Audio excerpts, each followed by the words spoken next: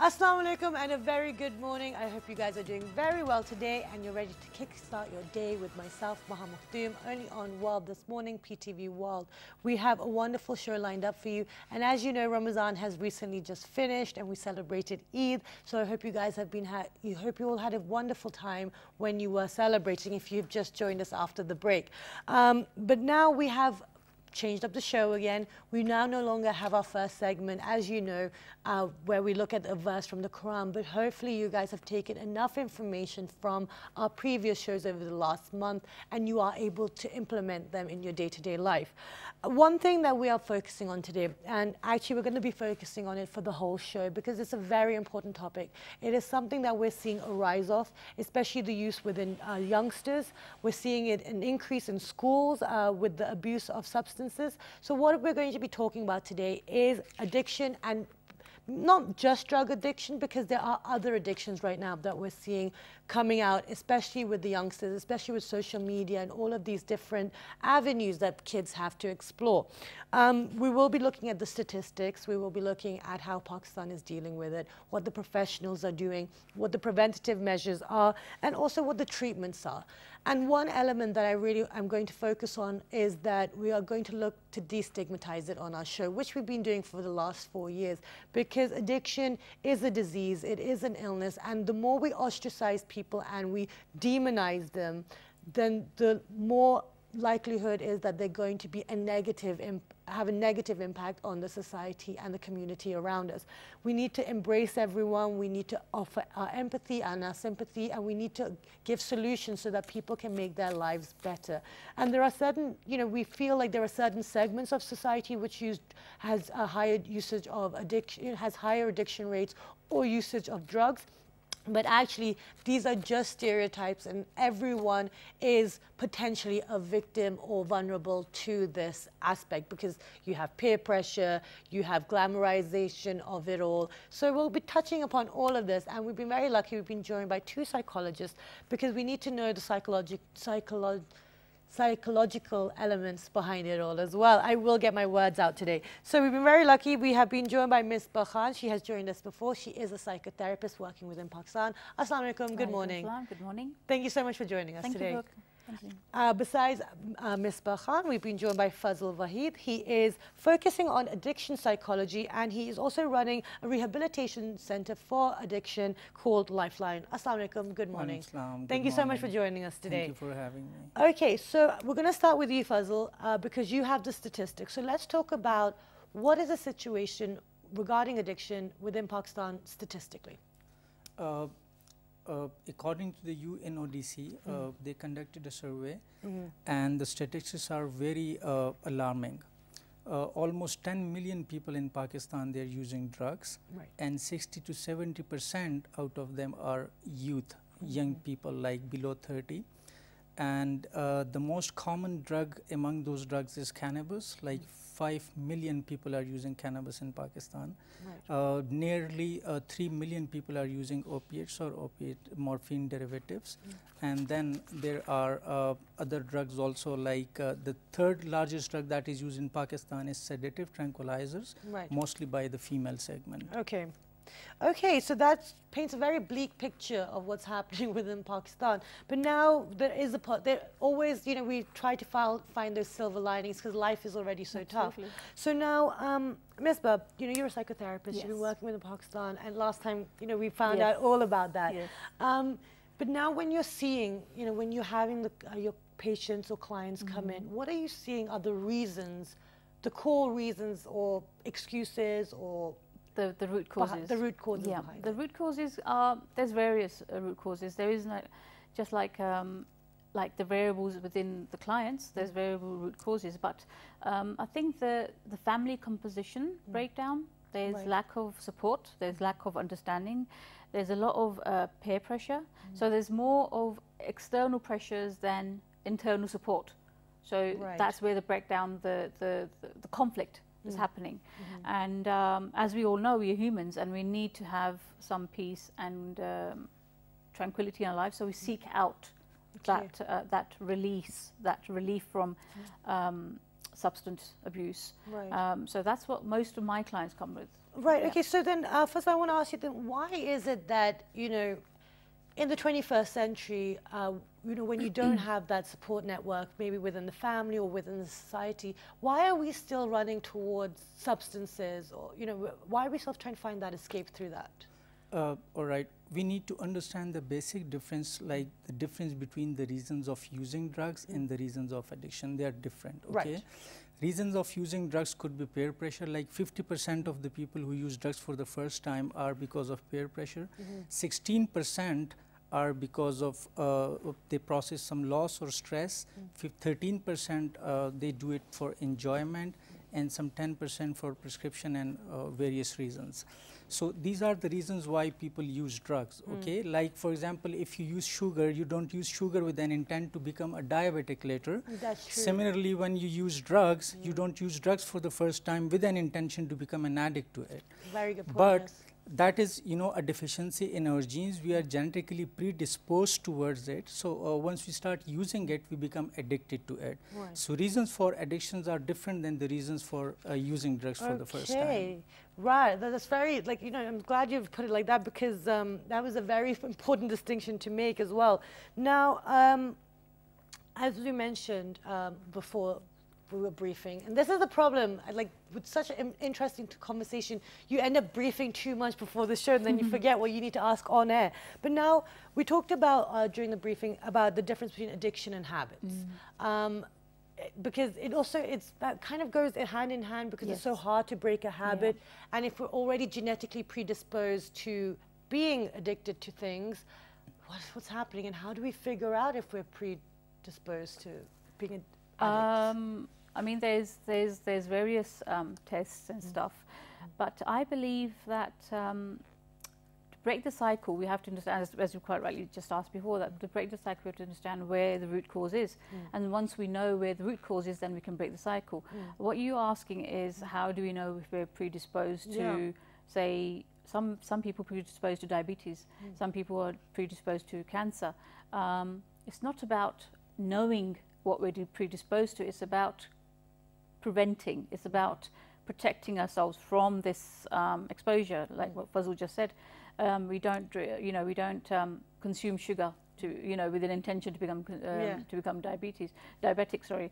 I think it's about protecting ourselves. Right. It's about knowing, having the awareness, having the knowledge of our own limitations and our own. I think it's more about the psychological patterns we also develop. So imagine if a person is known to have addictive behaviors in other parts of life. So if they binge on box sets, or if they are binging on fast food. So that is something that will probably cause them to have an addiction to a substance also. So it's more about self-awareness and understanding how we... Okay, so then I want to ask Fazl, because you mentioned that about predicting within your kids, like for parents, it's something, the family role is very important, and we will talk about, like, you can bring in the family role into this as well, but how can, because that's where it starts from, like you said, we're seeing an increase in the youth and the youngsters going to drug use. So how can parents predict that their kids are susceptible to these dangers, or how can one figure this stuff out themselves? So there's like three questions. Yeah, before I answer that, actually I want to emphasize on one point which is very important, that why kids go towards drugs, right? Other than the peer pressure. Even if they are going because of the peer pressure, why the peers were doing drugs in the first place. So actually what happens, the parents usually, they are divided into two categories. Like one category is like parents, they expect a lot from the children. They put a lot of pressure on them to get straight A's and to perform very well in all the aspects of life, without teaching them the exactive skills that are required to maintain their emotional state and their well-being. So what happens as a result, they are under a lot of stress and under a lot of pressure, and then they go towards drug as a remedy. They use drugs as a remedy to numb their mental state, to ease their mental pain that is caused by the false expectations set by the parents. Okay. That is one factor.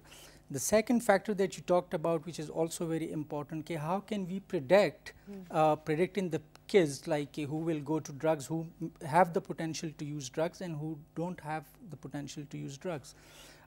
Those kids could be predicted through their habits. For example, if a kid is very reactive, okay, he reacts to the situation. And the second thing, if he is very impulsive, he does things without having the consequences in the mind, and his priorities are not set, okay, he is stuck in the thick of thin things and he is ignoring the most important things in his life. He doesn't have a good work memory, he doesn't listen, he speaks more, he doesn't have that empathy in him, and he believes in solo flights, he doesn't believe in teamwork. These are the habitual patterns, these are the neural pathways that may lead into the drug use in future. Okay, interesting. But I feel like over here we're all guilty of not listening. Like in Pakistan, we all like to talk, you know, before the person's even finished that point, we're already thinking of our reply. And I feel like maybe that's what's happening with the parents, with the whole kind of, I'm older than you, because we have the traditional and the cultural element regarding this. So now I want to talk about the pressures that the kids are facing. So also, I don't want to blame the parents as well, because we have a lot of parents watching, and they're trying to make the best of the environment that they know that their child will have to then work in. And, you know, grades matter here. Extracurricular activities are less important. It is about getting 100% in your exams. I mean, that's for me, like, I mean, if you get 70 in England, it was just like, okay, wow, we did really well. Like, so, you know, there's little kind of encouragement is offered. Maybe not at the level it should be. What would you say about the parents? Because I don't want to blame them. You know, they're also got one hand tied behind their back. Yeah, they're also fighting their own battles. Yeah. So how do we offer them advice? It's about, I think it's what you just rightly said, and what Fazl's just said. I'll just reiterate that. It's about social conditioning. It's about the expectations from parents. So expectations don't start from parents. They are actually they've started way beyond them. So it's like, say, the neighbor's daughter or son has like 100% every year, and you know, so that need to keeping up with Joneses, you know, that concept. Yes, okay. So it's like, you know, if she's got 100, you know, you need to have 101 or something. So it's like this competition, and it's as I would go back, because as you know, my work is around self-awareness. It's about understanding where the parents needs to exceed the expectations for the children come from. And what me and Fazl discuss quite openly is that parents live their own dreams through their children. Yes. So if the child is not capable or is in tune with something different to do with their life, and they are expected to live their parents' dreams, then it's like what Einstein said: if you judge a fish by its ability to climb a tree, it will spend its life thinking it's stupid. Yes, you know, a very good point. Yes. So that's what's happening now. So when parents look inside, they start knowing who they are. They will stop putting these conditions on children. So it's not like, oh, I'm a parent, I know all, and you know, I was born with this, you know, innate ability to become the world's best parent. Step back, you know, role reverse. Listen to your children. Listen to what they want in life, and then put your dreams in your life, not on their shoulders. I think that's what's happening a lot of the time. Absolutely. And on that note, we're going to go for a short break, and when you come back, we're going to continue our conversation, and then we do have a very interesting film that we're going to share with you, and I'll give you a little information about it because it isn't for all ages. But do stay tuned. We're having a wonderful conversation about addiction and the situation within Pakistan, but we're also offering solutions. This is a solution-based program today, so do stay tuned.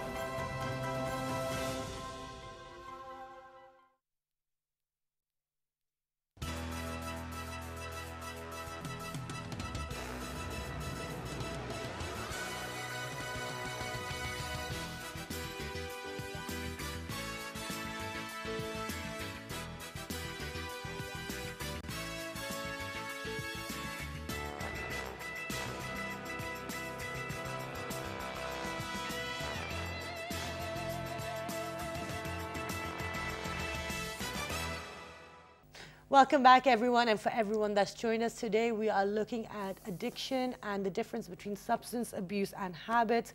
What are the preventative measures? What are the treatments out there? And the role of, obviously, the family and the community. So just before the break, we were in discussion with Fazal Wahid and Misbah Khan, the both psychologists working on self-awareness and addiction and lots of multiple things, but, you know, all to do with psychology and looking at the ills within society and trying to rectify them. Now, before we move on, you wanted to add another element regarding parenting, which you feel is very vital. So let's talk about that. Like you said earlier, that we cannot blame the parents, because parents... Sometimes we can. Like sometimes you yeah, can. Yeah, actually, with good intention, they mishandle their children, which results in a very bad consequences. I'll give you an example of this. Like, with a story, I'll try to explain it. A man came across a butterfly's cocoon. And fascinated, he stopped to watch. He stopped as the butterfly tried to struggle and free itself. Several hours later, it appeared as the butterflies could not free itself and it was unable to move. Distressed by what he saw, he decided to help. Oh no, okay. Oh gosh, I'm not liking where this analogy is going. Yes. He tried to help. So what he did, he took a pair of scissors and snipped away with the cocoon. Okay. Consequently, the butterfly was free effortlessly. So now the body was swollen and small, its wings were shriveled, and it couldn't fly. So he waited for the butterfly to fly, but it couldn't. Unknown to the man, he actually disturbed the natural struggles of the butterfly, which forces the fluids from the body into the wings and make it able to fly. So human beings, that's made me sad now. I feel bad for that butterfly, but no, okay, wonderful example. Yeah, so that's what actually happens. Sometimes struggles is the only thing that we need in our life, and if the parents actually protect us from that struggle, it cripples us. Okay. So in similar cases, like for example with drug addiction, the bad consequences are there, but usually the family or the parents, they take the bad consequences and consequently, the children, they make addiction comfortable for the children. Okay, and that's a very good point, actually, because like you said, it is done with the best of intentions and, you know, kind of trying to shield your kid, but you need experience in order to how to, you know, deal with situations. And that's a wonderful example. But the thing is, now, what, I don't want to generalize, but, you know, these are just examples of, you know, discussing, is that even if the parent has done that, you know, they've protected the child, they shield them, you know, best education that they, you know, can possibly provide. And then they grow up and then they're like, oh no, I failed. You know, they find out their child is an addict or they're having some form of, you know, problem which has a lot of stigma attached to it. Then that whole guilt and, you know, like, oh, I failed and, oh God, what is everyone going to say? And, you know, like, I don't want to be a bit over dramatic, but we know what like, the reaction is. That is also stress for the individual who's the addict. You know, they also don't want to put their parents or their elder through that pain or social shame. So then they keep it secret or pretend they're okay and happy, which leads to other psychological, mental health issues. How are we supposed to deal with that? Because even if you want to tell your parents the truth, they're not able to handle it. Yeah, exactly. I think we're going back on the same. It's the lack of awareness and the lack of understanding. I think that's what the word is. That the knowledge that our children. No, but even if you look at the one that it's not. I don't want to keep saying about the lack of understanding because there are parents out there who have experience. You know, who've lived and they've traveled. They understand. You know, they've seen maybe their cousins or their children. But so why? It's different when it comes to your child. Yeah. I mean, you could say my example. You see. I cannot have a session with my daughter or my son because surgeons cannot operate on their friends or their family. Exactly. So we, as parents or loved or people who care for someone, we are triggered. We get triggered by the need to protect. That is our most human core behavior, to protect our children. And what you just said is self-judgment. It's like, you know, have I failed? Wasn't I there for them? You know, what did I... So it's all the guilt, you know, it's self-blame and guilt that comes with it.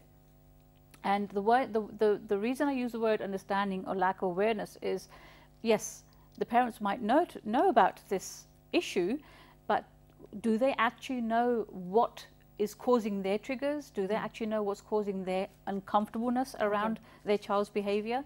And that is where open dialogue and communication comes in.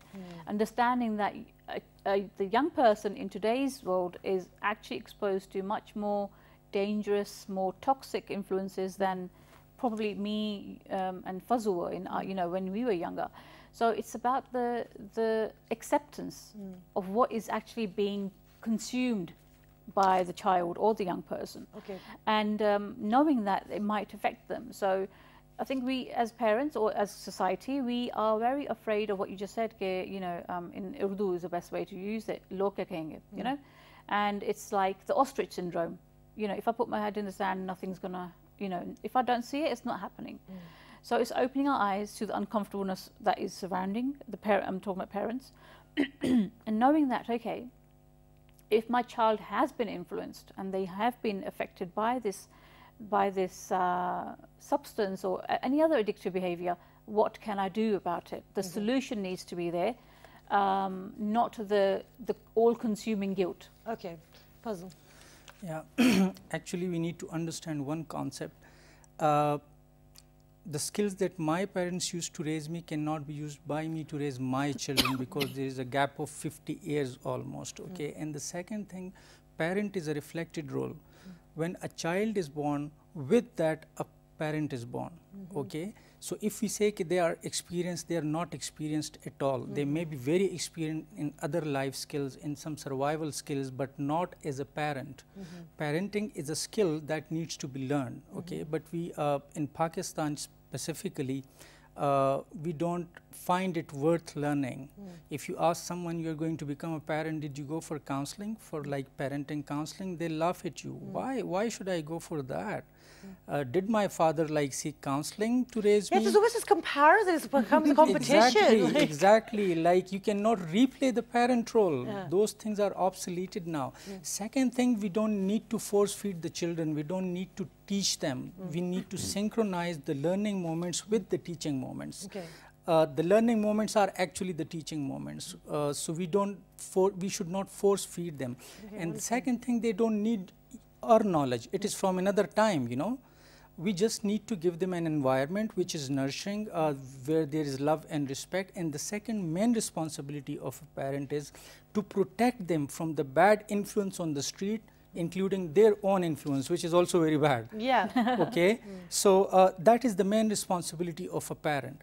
When you do these two responsibilities, when you fulfill these two responsibilities, you give an opportunity to a child to grow, to learn, to nurture, okay? Excellent. So that is actually the main responsibility of a parent. Yeah, and that's so good. This is such good conversation, guys. But on this note, we're going to share a trailer with you, and it is called Requiem for a Dream. Now, this is for, I think it is rated 18, so if you're younger than that, do not watch it, because it's got very heavy topic, and it is about drug use, and then also what the consequences are. And you know, if you do go down this path, and if you are alone, so it's good for all the young adults to watch, and for all the parents out there as well, because as our guests are saying as well, that it's about communication, it's about being there to support them, and not let the stigma and what society is saying stop you from playing your role to help someone from a hard situation. So let's go take a look, and when you come back, we're going to talk about the treatments out there and what's happening, and looking at social media addiction as well, which is another element of addiction. Let's go take a look.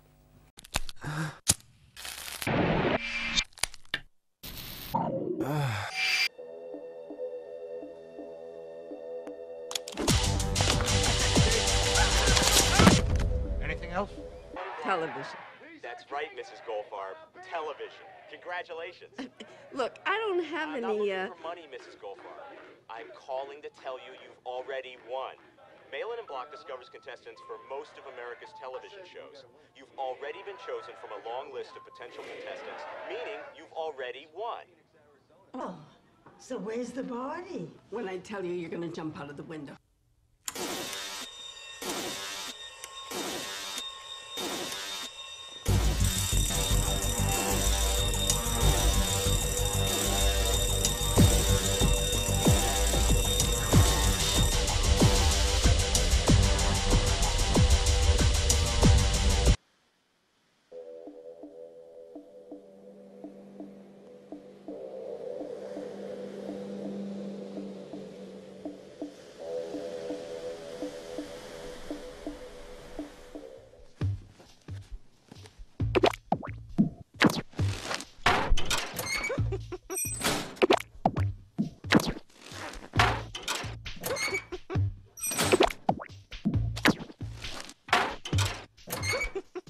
got you a present.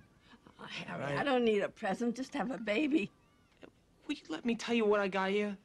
I know I can't change anything that's happened, but I want you to be happy.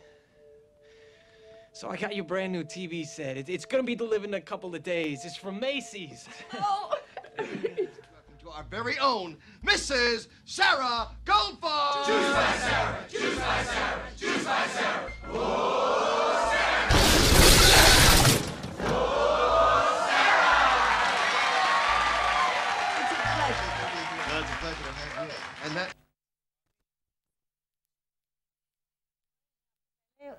Break P. I said that in the second half we're going to share a trailer with you and talk about the film. But I said let's go for a break in the first one. ठीक है मैं करती हूँ. ठीक है.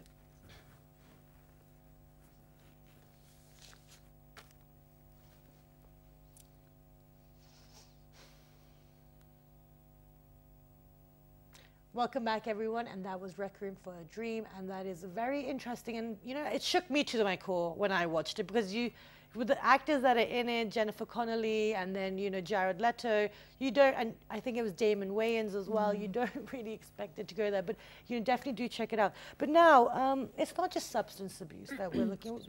Let's step aside from that, because that is obviously the most common one, but there are other forms of addiction that you can get addicted to anything, correct? Yeah. Okay, so I'll start with Fazla and then I'll move on to you, Miss. But what are the we've got social media addiction now, which is actually becoming a thing. Screen addiction. What other addictions are out there?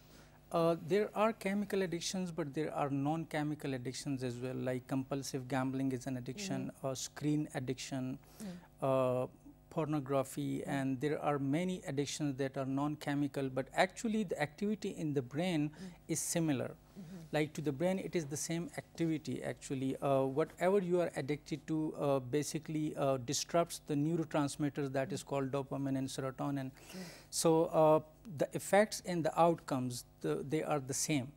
And whenever the harms outweigh the benefits, whether it's like eating, it's reading, it's even getting degrees, and it's like social media or whatever the activity is, if harms outweigh the benefits, it comes under the umbrella of addiction. Okay, interesting. And so, Mesba, when we have your people coming in to see you, are we seeing a rise in these other addictions as well? Yes, social media, pornography, as Fazla just said, screen time, it's all happening. There's a growth. As I said, we become a society of consumerism, and I just don't use the word consumerism in the material sense of the word. I also use it in the sense of the information that we are consuming, and it's about just filling our time with things which just make us happy. In that moment, it's like a momentary happiness. Momentary, it's like, you know, having a like or a heart or whatever on social media gives us that boost, that, you know, that jump in like. It's so crazy actually, because like, when you break it down and you reflect, like, wait, it is that. I am feeling that. That ping. Yes. You know, that is like the Pavlov's salivating dogs experiment. You know, whenever there's a bell, they used to salivate, and it's that reward mechanism in our brain. It doesn't recognize that, you know, this is actually not something that we are, or the person is taking on physically, but they are taking on mentally, if that makes sense. Yes, their behavior.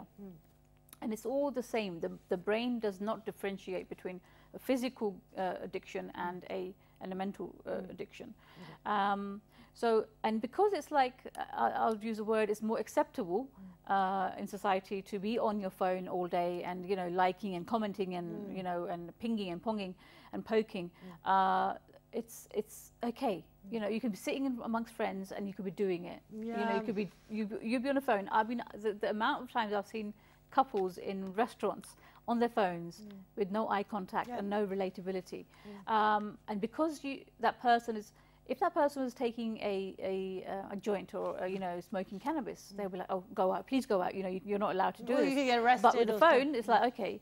And it's being I think the word transferred into younger children. You see restaurants, children with YouTube open up on their phone and just constantly just consuming information. And unfortunately, it's not being recognized in that sense. Okay, but I mean, it's not at the speed at which we'd like to, because slowly you're seeing the research coming out from, you know, in psychology, you know, associations across the pond as well, like, you know, from England and America. So, you know, there is actually now science slowly getting behind it. Now, when we see these socially negative elements creeping into the norm, how are we supposed to fight it? Because everyone's doing it. So how are parents supposed to contend with that? Like, it's a bad habit. You know, you shouldn't be on your phone at dinner time. You know, you shouldn't be on your phone when you're sitting opposite someone, yet everyone's doing it. So what are the solutions out there? And for everyone that's joined us, you know, maybe you're hearing negative conversation, but we're also offering solutions as we go along. So it is actually quite a light and positive outcome, I feel. So Fazla, I'll start with you. Actually, the solution to this problem is that the parents need to learn communication skills. I feel like we're really blaming parents a lot. We're not trying to blame your parents, guys. They need to connect with the children on a molecular level. You know, actually this gap, this communication gap actually gives birth to such kind of behaviors that are not healthy. And with the passage of time, they get addicted to it. Like Misbah mentioned earlier, there is a pleasure center in our brain, which is active when we do healthy activities like we eat, we love, or we do something that we enjoy. This pleasure center is hijacked by the substances and these non-chemical addictions. Okay. So these things become more important than those healthy things. Yes, that's so true. Yeah. Okay. So we need to replace these bad behavior. What happens actually, there is a role of the family, there's a role of the children itself actually, and they need to recognize those roles and play those roles in order to come out of. So the first thing they should do, that they need to discipline. They need to create a disciplined environment at home while maintaining respect and love. Okay. Love and respect, this is unconditional. Now there are skills that if you utilize and learn and utilize those skills, you can discipline your children without conditioning respect and love for them. So we need to learn those skills. Tough love, we need to learn tough love. We need to learn communication skills like crucial conversations where the opinion is different and stakes are high and emotions are strong. How to communicate in those moments, because biologically we are not designed for those things. Biologically we are designed for fight and flight. Yes. Okay, because we used to live in forest and we had to interact with animals. So these were the two options that we had to adopt. Like either we had to fight or we had to run away, flight.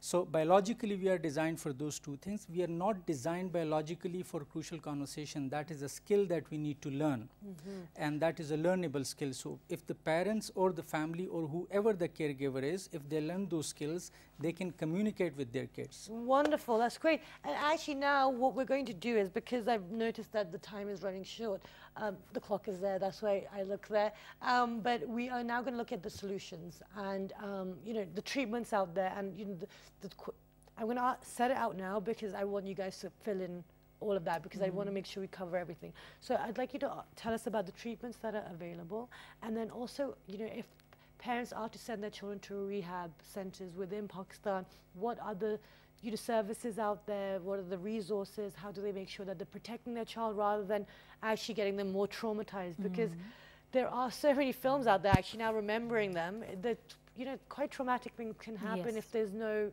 you know, accountability. So I'll start with Fazla and move on to Misbah. So tell us about the treatments out there, and then we'll talk about the rehab center. There are 3 types. Don't do all of them because you have to leave some for Misbah as well.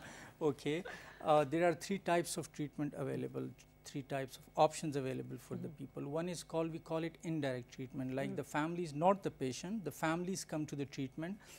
We teach them, we counsel them, we teach them the skills to handle their addict, their patient. We actually convert the family into makeshift counselors. So in that case, we don't even see the patients. We train the family, and the family goes back home and they handle their patients and he gets well.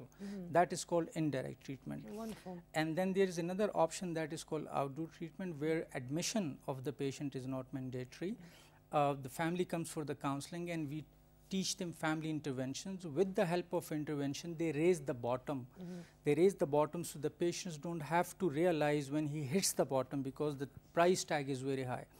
So what we do, we train the family on the family intervention, and they intervene in the patient's lives, and he becomes willing to come for the counseling and treatment. So he comes for the counseling on outdoor basis, and he gets well, he gets rid of addiction. And then there is the third type that we call it indoor treatment, wherein we take the patient in-house, we treat him on a proper model, 12 steps treatment program. And with that, the family also comes for the counseling on outdoor basis. So we work in a triangular, like the professionals, the patient, and the family. Wonderful. And this is how we get rid of addiction. Okay, wonderful. And so what are the resources available out there for people? Are there enough? Is there enough treatment out there for people who can offer the treatment? There is not enough. There's a huge lack. I'm not sure about the ratio. Fazul might be able to give me a proper, give us a ratio, but there's a huge discrepancy between the need and the supply. So the demand is high, but the supply is low. Even if the supply was high, the quality of professionals, the quality of care, the quality of the intervention and the treatment is very substandard. It's actually, sometimes it's actually the right word would be horrendous. Yes. They lock the patients up, they chain them to the bed. There's a sense of imprisonment.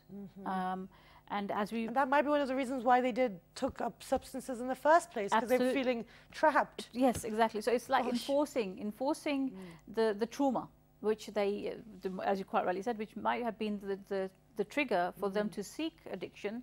And when they go into treatment, they have been re-triggered. So it's like a vicious circle.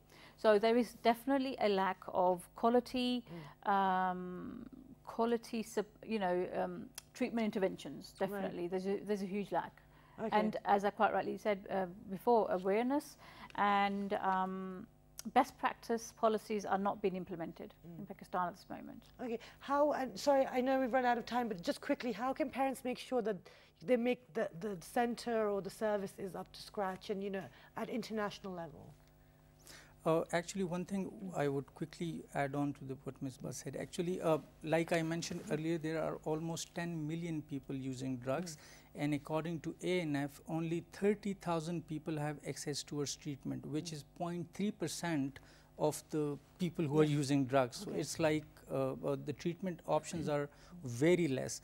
And even out of the treatment options that are available, like Ms. Ba mentioned, there are many treatment centers who do not follow proper treatment protocols and proper treatment models. So as a result, the relapse ratio is very high. Okay, so we need to look into that, and we will call you back for this, because there's a lot more still we need to discuss. But thank you so much. It's actually been a really great conversation. And we got so much new information. I was very scared. I was giving Fazil a hard time before the show. I was like, we need new stuff. I've done this topic too many times, but it was a wonderful show with a lot of practical information for you and advice that you guys could implement. And if you would like to connect with any of our guests regarding this topic, please do write to us on our Facebook fan page, which is with the name of World This Morning, our Twitter page, World This Morning without a G, our Daily Motion and YouTube page, World This Morning. The repeat is at 11:05 p.m. Now, one element we didn't touch upon was the psychological, extreme that some people can be pushed to within addiction.